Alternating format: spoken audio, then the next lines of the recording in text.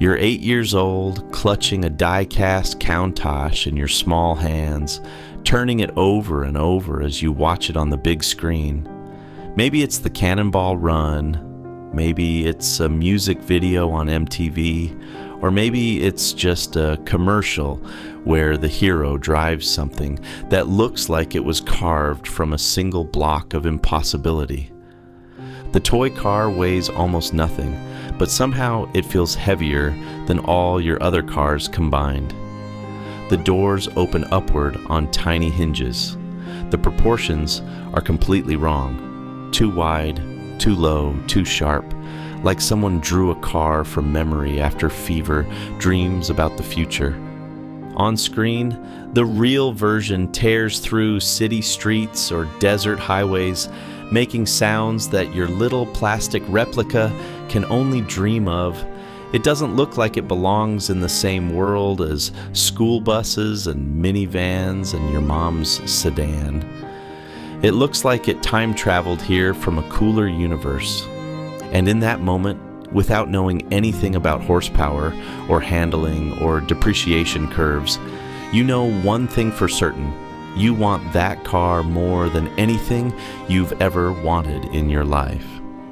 Chapter 1. The Pure Joy of Absurdity. Kids understand something adults forget.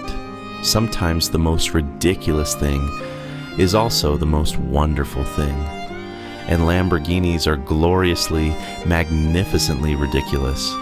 They're too low to drive over a speed bump without scraping.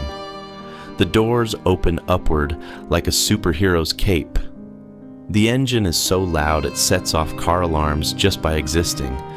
They're painted colors that have names like Arancio Borealis and Verde Scandal, as if regular orange and green weren't dramatic enough. As a kid, you don't see impracticality, you see pure possibility. You don't think about ground clearance or cargo space or fuel economy. You think about how it would feel to arrive at school in something that looks like it escaped from a comic book.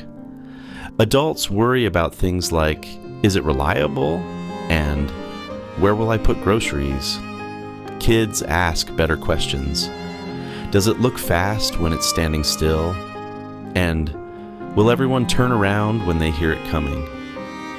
The answer to those questions is always yes with a Lamborghini, and when you're a kid, those are the only questions that matter. You don't understand yet that cars are supposed to make sense, that they're supposed to blend in, be practical, offer good value for money. You just know that some cars make your heart beat faster by existing, and this is definitely one of them. Chapter 2. When dreams had sharp edges. There was something pure about wanting a Lamborghini as a kid. You didn't want it to impress anyone or prove anything about your success. You wanted it because it looked like pure speed sculpted into metal. Because it sounded like controlled violence. Because it represented everything wild and untamed and impossibly cool. You'd draw them in the margins of your notebooks, always in profile to capture those dramatic lines. You'd make engine noises while pushing toy versions across the floor. You'd dream about driving one, not to the office or the grocery store, but to impossible places where roads were just suggestions and speed limits were merely polite requests. This was before you learned about insurance costs, before you understood that supercars require supercar maintenance, before anyone told you that owning your dream car might actually make it less dreamy. You wanted it with the pure, uncomplicated desire that only kids can muster. There was no calculation in that want, no cost-benefit analysis, no consideration of resale value or practicality ratings. Just the simple, overwhelming feeling that this machine represented everything you wanted to become. Fast, fearless, impossible to ignore. Chapter 3. The Mythology of Speed. To a kid, a Lamborghini wasn't just fast. It was speed itself, capitalized and mythologized. You didn't know the difference between 200 miles per hour and 300 miles per hour, but you knew this car could probably outrun anything that mattered: other cars, trains, maybe even low-flying aircraft.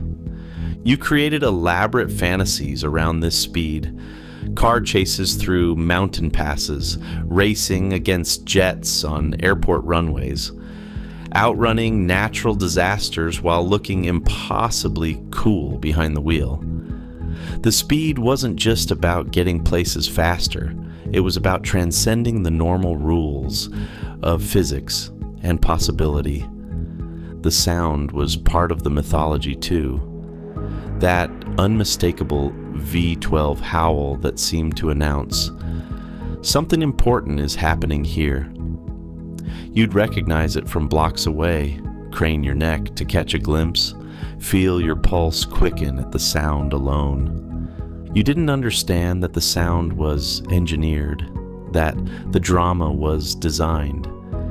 You just knew it sounded like nothing else on Earth, like some exotic predator announcing its presence. And you wanted to be the one controlling that sound, unleashing it whenever you felt like making the world pay attention. Chapter 4: The Adult Awakening.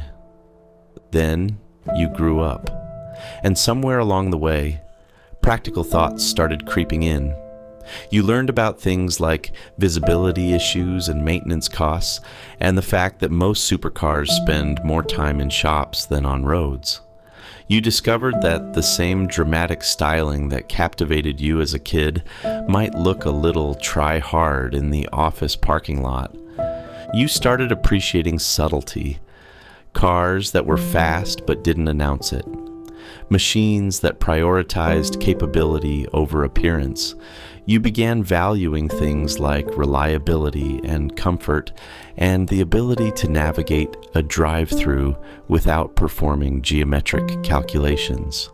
The Lamborghini poster came down from your bedroom wall. Your desktop wallpaper changed to something more mature. You started looking at sports cars with more reasonable reputations, more sensible price points, more adult considerations.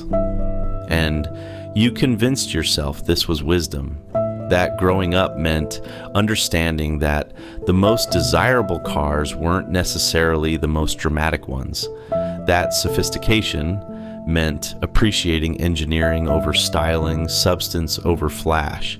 But late at night, when you're scrolling through car listings or watching YouTube videos, you sometimes pause on a bright yellow Huracan or a matte black Aventador, and for just a moment, you feel 8 years old again. Chapter 5: What We Lost in Translation. Here's what we learn as adults that we didn't know as kids. Wanting something impossible isn't actually about getting it. It's about maintaining the ability to want something impossible. As a kid, you loved Lamborghinis because they represented pure desire without compromise. They were dreams given physical form, proof that someone, somewhere, decided that practical considerations were optional if you were bold enough. That 8-year-old who stopped in the parking lot wasn't wrong about Lamborghinis. They really are spaceship cars, automotive art projects, rolling manifestos about the importance of being unreasonable. They really do make every other car look tame by comparison. The problem isn't that Lamborghinis changed. The problem is that we did. We learned to want sensible things for sensible reasons. We developed taste, which is just another word for learning to want less. But sometimes, late at night or early in the morning, when your guard is down and your adult sensibilities are sleeping, you remember what it felt like to want something with your whole heart, simply because it was beautiful and fast and impossible. And you realize that maybe the 8-year-old was right all along. Maybe some things are worth wanting precisely because they make no sense. Maybe the world needs a few cars that exist purely to remind us that not everything has to be reasonable. Maybe you still love Lamborghinis. You just forgot how to admit it. The next time you see one, try to remember what it felt like before you knew better, before you learned about depreciation and practicality and what other people might think. Before wanting something incredible became something to be embarrassed about. Because that 8-year-old in the parking lot, the one who stopped and stared and wanted something impossible, that kid understood something important about dreams and desire and the necessity of beautiful, ridiculous things. And maybe it's time to listen to them again.